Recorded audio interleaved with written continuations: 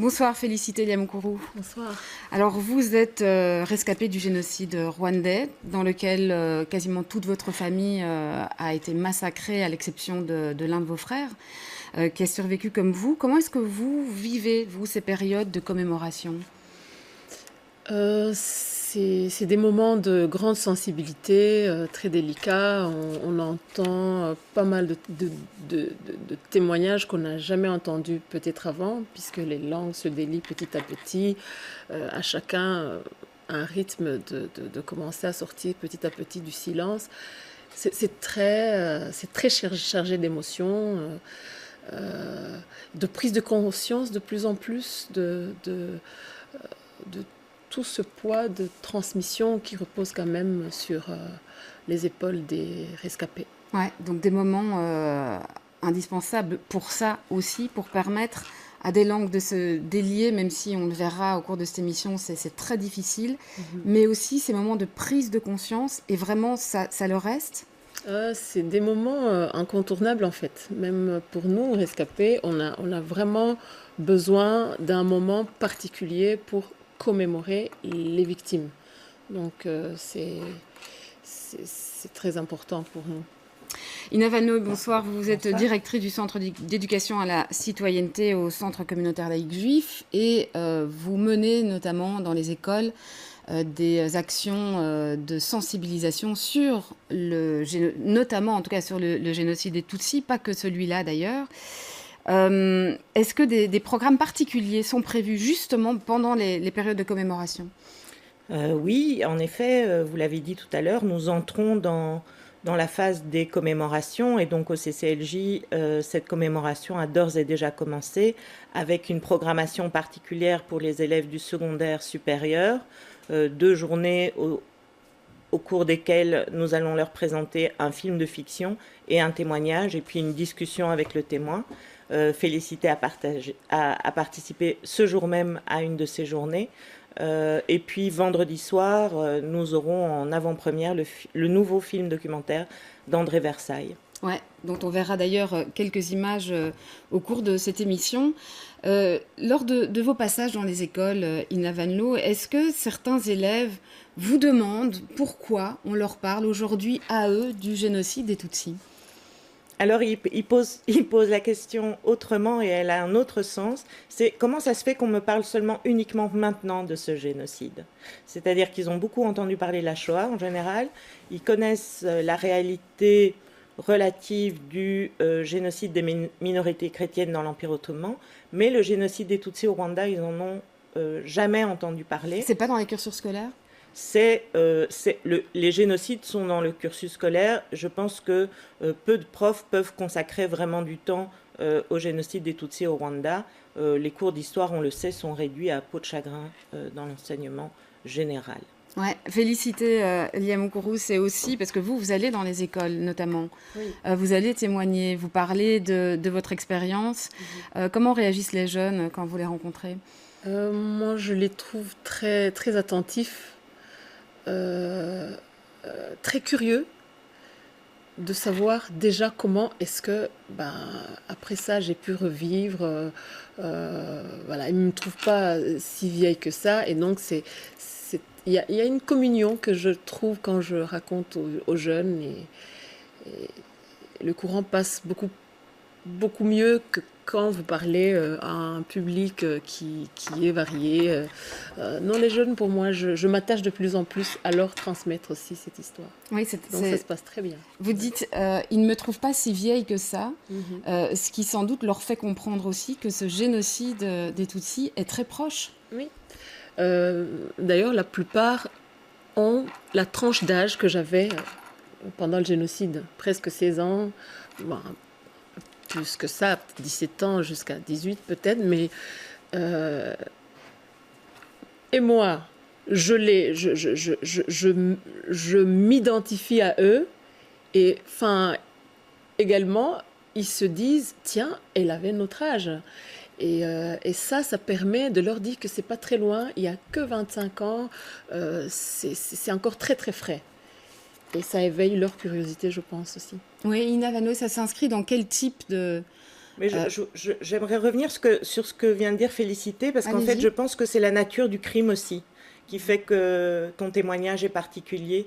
Je pense que le crime de génocide, il vient heurter l'humanité de chacun d'entre nous. Et donc, je pense que très vite, dans l'échange que Félicité peut avoir avec les jeunes, mais comme nous, on l'a aussi quand on va rencontrer les jeunes dans les classes, il y a... on va à l'essentiel directement, c'est-à-dire qu'on est sur une question essentielle et donc on va à l'essentiel directement. C'est un peu ce que j'ai senti moi cet après-midi. C'est qu'on était extrêmement dans le aujourd'hui et maintenant. Ouais. Alors cette transmission à laquelle vous attachez, à laquelle vous travaillez, Félicité, Liam Gourou, elle va pas forcément de soi. En tout cas, c'est pas toujours évident et c'est pas évident pour tout le monde. André Versailles, dans ce film que vous avez cité à l'instant, Rwanda, un génocide en héritage, parole de jeunes, a rencontré une série de jeunes notamment. Je parlais de cette nouvelle génération, ces jeunes qui ont aujourd'hui 18 ans, 20 ans, qui sont nés après le génocide et dont il a recueilli la parole. Je vous propose de voir un extrait de ce film. C'est un témoignage d'une mère qui a été violée et qui parle à son fils qui est issu de ce viol.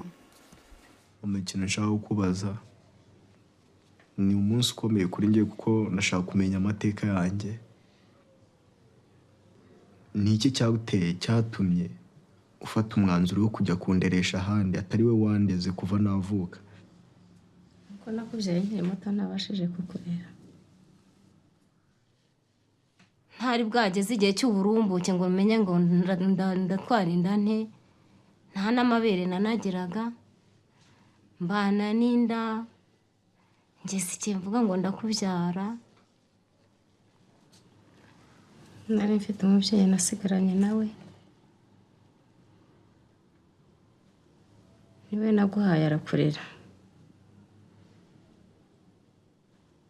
Nuko mama buriya yari nka mama kandi ari mama wacu. Buriya nawe nta bantu yari yarasigaranye, nta n'abana yagiraga. Yarambwiye ati mumpe n'ubundi ntumushoboye. Ouais, Félicité, Liam Gourou, terrible témoignage de ce fils qui rencontre et qui recueille, qui entend pour la première fois le témoignage de sa mère. Il y a toute une génération au Rwanda qui ignore en fait son histoire. Il y a pas mal de jeunes de cette époque-là qui avaient 1 an, moins de 5 ans, mais aussi ceux qui sont nés après le génocide, issus de ce viol, de ces crimes qui empêchent leur maman, par exemple, à mettre les mots sur tout un récit à raconter à son enfant. Il n'y a pas que, nous avons aussi toute une jeunesse qui est issue de l'autre côté, ceux qui ont commis aussi le génocide. Et donc, il y a pas mal de jeunes aujourd'hui en quête de sens et en quête d'identité. Ouais, mais ce qui est effectivement étonnant, c'est que le Rwanda, depuis les moments post-génocide, a entamé un travail de mémoire, avec un travail avec des visites au mémorial, avec tout un travail dans l'enseignement. Mais au sein des familles, cette question reste extrêmement difficile. Et je vous propose d'écouter André Versailles, que nous avons rencontré. Il était malheureusement indisponible, il ne pouvait pas participer à l'émission de ce soir, mais nous l'avons rencontré. Et voilà ce que lui a senti lors de ses déplacements au Rwanda. Alors, le problème, c'est que c'est une histoire qui est difficilement transmissible. Du côté des génocidaires, évidemment, c'est très, très compliqué, et on le comprend. Mais même du côté des Tutsis, des victimes, c'est également très, très difficile parce que, je veux dire, il y a une chape de silence parce que c'est trop dur, c'est trop difficile à raconter. Et donc, les enfants ont beaucoup plus appris sur le génocide à l'école, parce qu'à l'école, donc, on parle du génocide depuis la première primaire. On conduit les jeunes dans des mémoriaux. On leur explique ce qui s'est passé. Donc ça, c'est un travail qui est très bien fait. Mais la difficulté à laquelle je me suis heurté, c'est que je me suis rendu compte que ces jeunes, pour la plupart, ne connaissaient pas l'histoire de leurs parents, leur préhistoire. On n'en parle pas en famille? Il y en a qui parlent, mais c'est difficile. Par exemple, vous voyez dans le film, à un moment donné, il y a une fille qui parle de sa mère, et quand il y a les commémorations et qu'on passe des films à la télévision, etc., elle dit éteignez la radio, éteignez la télévision, je ne veux pas entendre ça. Parce que 25 ans, c'est rien. Ouais, Félicité Yamoukoro, la question de la mémoire et de la transmission a été prise en charge au niveau institutionnel, au niveau de l'État, mais pas au niveau individuel et des familles. Comme André Versailles le dit, il y a des familles qui peuvent en parler. Alors tout dépend de ce que vous avez vécu et ce que vous êtes capable de dire. Il y a des récits indicibles, il y a toute cette décence aussi de ne pas raconter parfois des choses qu'un enfant ne saura jamais porter. Et notre culture aussi pourrait servir à ce silence qui est pas un silence vraiment pour empêcher la transmission, mais pour ne peut-être pas heurter les jeunes, pour ne pas s'exposer, puisque témoigner pour certains cas, c'est vraiment se mettre à nu. Et parfois, pour une famille reconstituée, une mère qui a refait sa vie, comment expliquer certaines choses, comment un père expliquer qu'il a perdu tout et qu'il était incapable peut-être de sauver son enfant. Enfin, il y a beaucoup de choses qui pourraient expliquer cette difficulté de tout dire. Et puis c'est très tôt, on peut aussi le comprendre. Hier, je disais encore aux jeunes avec qui j'étais que pour nous, rescaper, c'est comme si c'était hier. Et parfois, je me rends compte que le temps est passé juste en regardant mes enfants, ma fille. Tiens, il y a quand même des enfants qui sont nés après. Et ça nous ramène à dire que, oui, 25 ans, c'est quelque chose, mais en même temps, c'est presque rien. Ouais. J'avais aussi envie d'avoir votre réaction là-dessus, Navanlo. Bon, d'abord parce que vous avez aussi été au Rwanda. Et vous connaissez aussi des Rwandais que vous avez rencontrés. Mais cette question de ce qu'on appelle la résilience, le travail qu'on fait autour du traumatisme pour le surmonter et transmettre, c'est quelque chose aussi qui se pose évidemment et bien évidemment pour les victimes de génocide au Rwanda. Oui, mais je ne pense pas que ça se pose en fait réellement au Rwanda. Je pense que Esther Mujawayo, qui est également rescapée du génocide des Tutsis au Rwanda et qui est devenue thérapeute au lendemain du génocide, dit, et avec raison, je pense, que les émotions sont tues au Rwanda et que ces émotions-là continuent à tuer en fait. Elles sont tues, mais elles tuent parce que on est dans une culture plutôt pudique où on n'exprime pas tellement des émotions, des sentiments. Et donc, les blessures liées au génocide des Tutsis au Rwanda sont rarement exprimées. En tout cas, moi, c'est l'expérience que j'en ai. Je pense qu'elles sont peut-être plus facilement exprimées ici, en diaspora, qu'au Rwanda même. Et donc, c'est pas étonnant lorsqu'on voit en avril des rescapés qui ont des espèces de crises pendant les cérémonies de commémoration. C'est parce que c'est leur moment. C'est-à-dire qu'en fait, en avril au Rwanda, moi, mon sentiment, mais arrête-moi si je me trompe, c'est que c'est le moment où c'est possible, c'est permis, c'est autorisé de dire sa douleur, de dire sa souffrance, de dire sa perte, de parler des absents éventuellement, mais c'est le seul moment. Sinon, on est face à une société qui est en totale reconstruction, c'est-à-dire qu'il y a un volontarisme au Rwanda qui est très très impressionnant. Il y a une énergie folle qui se dégage de Kigali par exemple, mais on se demande toujours où est la place des rescapés en fait dans ce pays qui est dans un extrême mouvement comme ça. Ouais, Félicité Yamoukoro. Alors cette volonté vraiment de passer et d'aller de l'avant, c'est une volonté aussi qu'on retrouve dans chacun de rescapés. Déjà très tôt, après ce génocide, on se ramasse, on se dit mais qu'est-ce qu'on fait? Et en même temps, la vie vous traîne, vous n'avez pas envie de ne pas vivre ce que les autres n'ont pas eu comme chance de survivre. Et donc, il y a cette volonté déjà d'aller de l'avant, de passer dessus. Et puis, vous avez une société, c'est vrai, qui est tout à fait en reconstruction. Il faut aller à l'école, et il faut travailler. Pour celui qui survit avec quelques enfants d'à gauche à droite, neveux, nièces, il y a eu des enfants aussi, chefs de famille. Donc, on n'a pas envie de lâcher. Il faut vraiment passer dessus, il faut aller de l'avant. Et alors, c'est clair qu'en avril, pendant les commémorations, c'est un moment où c'est consacré à la commémoration des victimes de ceux qui sont partis. Donc, les émotions sont évidentes. Et comme Ina le dit, c'est le seul moment qu'on se dit, ici, je peux me lâcher parce qu'on pourrait me comprendre. Mais tous les autres moments, c'est pas qu'on ne comprend pas, mais c'est parce qu'on a besoin d'être comme tous les autres, de travailler, d'être productif, de se réinsérer vraiment dans la vie et dans la société. Et il y a pas mal quand même de choses qui sont organisées dans les provinces, sur les collines, qui permettent à ce que ceux qui veulent parler parlent. Donc c'est vraiment consacré à ce moment-là, toute une énergie autour, un encadrement. Et c'est clair qu'avec tout le poids du vécu, on ne peut pas le faire toute l'année. Parce qu'alors, on pourrait arrêter, et ce n'est pas du tout rentable, ni pour le pays, ni même pour les rescapés. Parce que je me souviens que même moi, très tôt, je n'avais vraiment pas envie d'en parler parce que je craignais que, mais qu'est-ce que je vais faire à la maison? J'aurais pas envie de faire à manger à mes enfants. Voilà, on a l'impression. Qu'est-ce qui a été le déclic chez vous?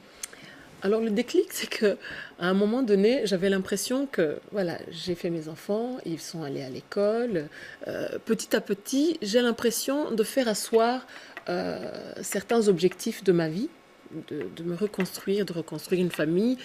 Et à un moment donné, on se dit ici je peux. Et il y a aussi tout ce questionnement de comment je vais raconter à mes enfants leurs grands-parents. Puisque les enfants se mettent à poser des questions lors des fêtes de l'école pour les grands-parents. Et donc là, ça m'a petit à petit poussé à commencer à envisager quelques pistes de transmission. Et c'est une parole, comme le disait Ina Van Loo, qui se libère plus facilement en diaspora qu'au Rwanda? On pourrait le comprendre ainsi parce que en diaspora, on n'a pas face à lui son bourreau. On est dans des sociétés plus ou moins dites libres et avec une expression qui pourrait être comprise. Ouais, face à lui, son bourreau, parce qu'au Rwanda, avec cette politique de la réconciliation, eh bien, victimes et bourreaux sont bien obligés de cohabiter. Hein. Oui, mais ce n'est pas une politique qui oblige de le faire. On a toujours cohabité et ce n'est pas le génocide qui peut changer ces paramètres. Et donc, témoigner, c'est-à-dire, on est quand même parfois entouré de tout un monde qui nous connaît hier, et parfois on n'a même pas envie de montrer qu'on est complètement cassé, puisqu'il faut tenir le coup, et il faut aller de l'avant, et parfois c'est un passage nécessaire. Cette toute dernière chose, il nous reste malheureusement très peu de temps, mais il y a une autre parole qui se libère aussi et qui prend des formes différentes au fur et à mesure du temps. C'est la parole négationniste, notamment ici en diaspora. Ouais, une parole très destructrice et qui malheureusement aujourd'hui pourrait être confondue à la liberté d'expression. Voilà, il y a eu 2 génocides au Rwanda, il y a eu des Tutsis, mais aussi des Hutus. À un moment, un mélange de tout, de mettre toutes les victimes. Oui, il y a eu la guerre. En fait, c'est parfois dit d'une façon très sournoise, mais avec une volonté de nier ce qui est arrivé au Rwanda. Ouais. Et malheureusement, en Belgique, c'est très, très présent. Ouais, c'est un des autres enjeux, évidemment. Très rapidement, un dernier mot. Non, juste ajouter que la nécessité, l'utilité d'utiliser toujours le vocabulaire de génocide des Tutsis au Rwanda et pas génocide rwandais ou génocide au Rwanda.